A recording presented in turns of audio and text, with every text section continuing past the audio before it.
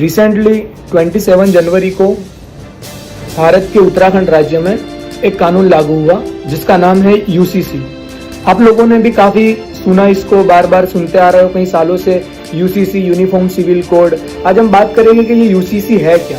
इसका पूरा नाम है यूनिफॉर्म सिविल कोड, जिसको हिंदी में समान नागरिक संहिता कहता है। इसका मतलब ये होता है कि पूरे देश के अंदर हमारा भारत जो है वो सेक्युलरिज्म है। यहाँ पर अलग अलग जाति के लोग, अलग अलग वर्ग के लोग, अलग अलग संप्रदाय के लोग रहते हैं। तो ये यूनिफॉर्म सिविल कोड आने के बाद सभी जाति, सभी समुदाय, सभी वर्गों के लिए एक ही कानून लागू होगा।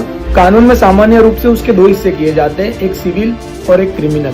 क्रिमिनल के अंदर तो वर्तमान समय में भी सबके लिए एक जैसे ही कानून है। आरोपी जो होता है वो अगर कोई भी गुनाह करता है, कोई भी ऐसा कृत्य करता है जो क्रिमिनल है, तो उसको सजा एक ही होती है, फिर चाहे वो हिंदू हो या मुस्लिम हो। यानी क्रिमिनल कानून तो सबके लिए एक जैसा ही है।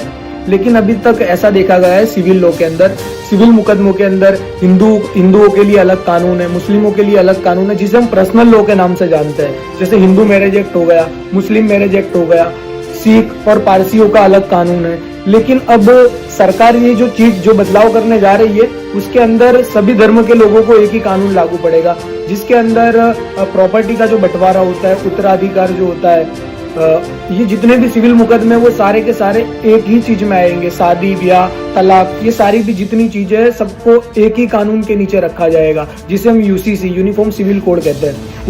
उत्तराखंड के अंदर 27 जनवरी को ये चीज लागू हो गई है। और गुजरात की मैं अगर बात करूं तो गुजरात के अंदर रिसेंटली अभी फरवरी में ही गुजरात सरकार के द्वारा एक कमेटी का गठन किया गया है, जिस कमेटी के अंदर सुप्रीम कोर्ट के जो रिटायर्ड जस्टिस है वो भी है।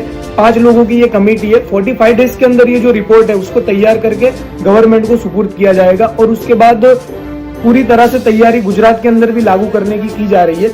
यूनिफॉर्म सिविल कोड आने के बाद किस तरह की इसकी इफेक्ट होगी, लेकिन उसके पहले ये जो रिपोर्ट तैयार करने का जो टाइम है 45 डेज का, उसके अंदर ये कमेटी के जो लोग हैं वो अलग अलग धर्म गुरुओं को भी मिलेंगे।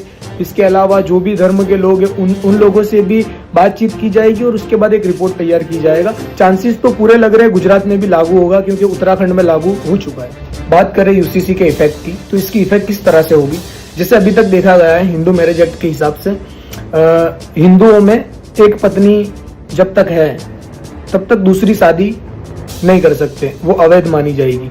मुस्लिम पर्सनल लॉ के हिसाब से 4 शादियां वैलिड है।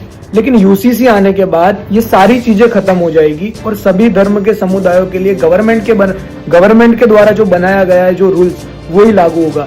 यानी धार्मिक जो रूल्स रेगुलेशन है, जैसे शरीयत लॉ, मुस्लिम पर्सनल लॉ, ऐसे ही मुस्लिमों के अलावा भी जो दूसरी माइनॉरिटीज जो धर्म है, सिख, ईसाई, ये सारे लोगों पर ये इफेक्ट आने वाला है।